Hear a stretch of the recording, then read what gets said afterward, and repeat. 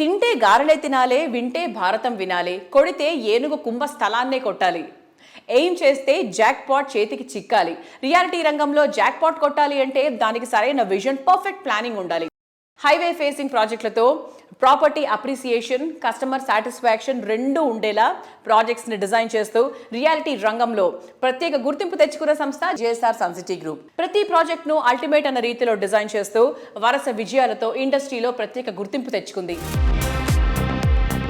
Golden future కోసం prime residential ఏరియాల్లో హైవేల పక్కన ప్రాజెక్టులు డెవలప్ చేస్తూ కస్టమర్లకు లాభాల పంట పండిస్తున్న సంస్థ జేఎస్ఆర్ సన్ సిటీ గ్రూప్. అతి తక్కువ కాలంలోనే హాట్ ప్రాపర్టీగా ఎదిగే స్కోప్ ఉన్న చోట ప్రాజెక్టులు బెస్ట్ ప్రైజింగ్ లో సూపర్ ఆఫర్లతో అందిస్తూ JSR Sun City Group always కస్టమర్ల ఫ్రెండ్లీ అన్న మాటకు నిదర్శనంగా నిలుస్తోంది.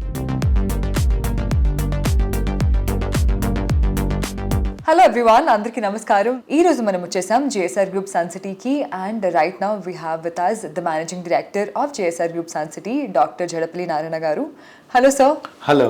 So first of all congratulations, 20 years complete చేసుకున్నారు ఈ ఇండస్ట్రీలో. We are very happy. So how has your experience been? So thank you అమ్మా. ముందుగా మా జేఎస్ఆర్ గ్రూప్ సన్ సిటీ 20 సంవత్సరాలు ఈ స్థాయికి రావడం కోసం మాకు సపోర్ట్ చేసినటువంటి మా విలువైన కస్టమర్లు, అలానే మా మార్కెటింగ్ సిబ్బంది, మా శ్రేయోభిలాషులు, మా స్టాఫ్, వాళ్ళందరికీ ముందుగా మా ధన్యవాదాలు, కృతజ్ఞతలు.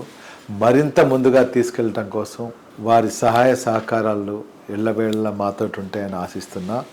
నమస్కారం సార్. ఆల్సో ఇప్పుడు మనం మాట్లాడుకుంటే హైదరాబాద్ అనేది డిఫరెంట్ డైరెక్షన్స్లో డెవలప్మెంట్స్ అవుతూ ఉన్నాయి కదా, అలాంటిది Vijayawada highway is one such place ఎక్కడైతే చాలా డెవలప్మెంట్స్ అవుతున్నాయి అరౌండ్ హైదరాబాద్.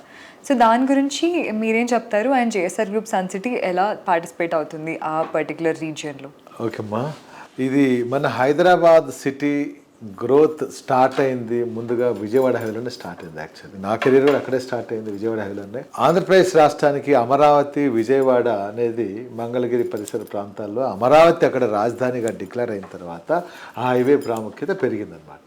అక్కడ అన్ని సదుపాయాలు వస్తున్నాయి. దానికి కేంద్ర ప్రభుత్వం కానీ ఆంధ్రప్రదేశ్ రాష్ట్ర ప్రభుత్వం చాలా చక్కగా డెవలప్ చేస్తున్నారు. సో మన హైదరాబాద్ ఆల్రెడీ డెవలప్మెంట్ అయిన సిటీ.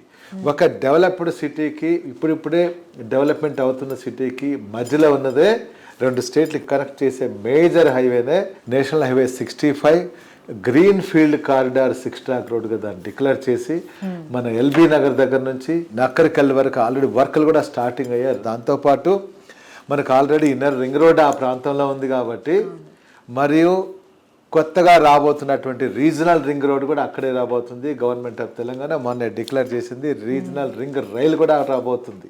కాబట్టి ఈరోజు 2 రాజధానుల మధ్యలో ఇన్ని ట్రాన్స్పోర్ట్ ఉన్నటువంటి area, one and only highway Hyderabad to Amaravati green field highway NH65. Also sir, ఇప్పుడు RRR అనేది అనౌన్స్మెంట్ అయింది అండ్ డిఫరెంట్ డెవలప్మెంట్ ప్రాజెక్ట్స్ వస్తున్నాయి. వీటన్నిటి వల్ల అక్కడ ఇన్వెస్ట్ చేసిన ప్రజలకి ఎలా ఉండబోతుంది నెక్స్ట్ 5 years?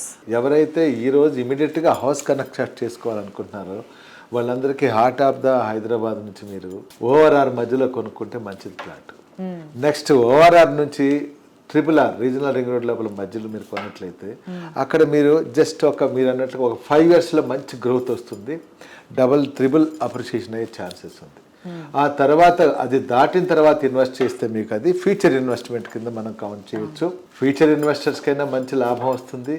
లేదా ఈ 5 year స్కీమ్లో ఎవరైతే ఇన్వెస్ట్ చేయాలనుకుంటే వాళ్ళు కూడా చక్కటి లాభాలు వస్తాయి. తక్కువ ధరలో ఉన్నప్పుడే అన్ని రంగాల వారు అక్కడ ఇన్వెస్ట్ చేస్తే మంచి టౌన్షిప్స్తో పాటు బిజినెస్ హబ్లు కూడా డెవలప్ చేసుకునే అవకాశాలు ఉన్నాయి. కాబట్టి విజయవాడ హైవే చాలా చక్కగా ఉంటుంది. Nice sir.